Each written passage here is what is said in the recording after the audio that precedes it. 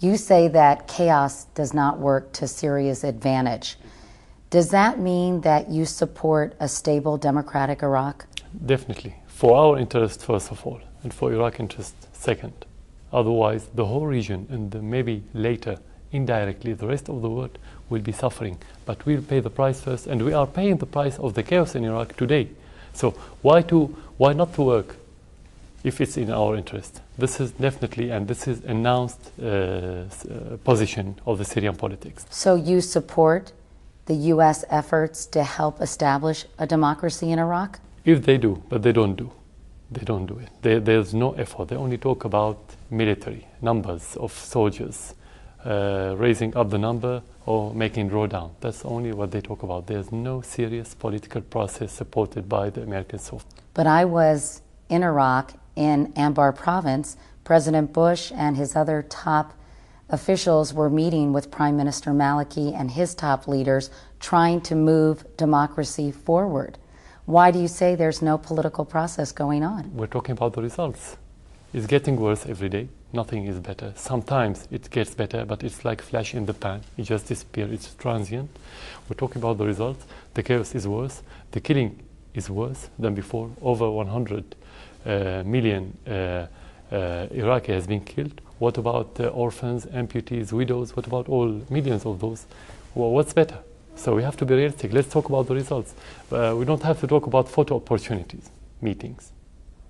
Let me ask you about the Damascus airport. It is considered a major point of entry for terrorists going into Iraq. And you have been highly criticized, Mr. President, for not taking greater action to stop that from happening. Why haven't you? Why haven't you gotten control of your airport?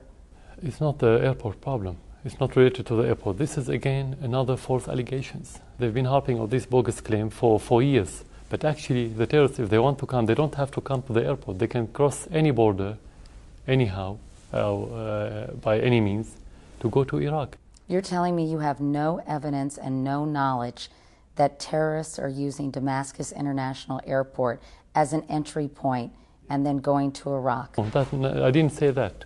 I said, if I wanted to continue or elaborate, we caught many coming from the airport, but most of them, they don't come through the airport. They came through the illegal borders, and we caught them.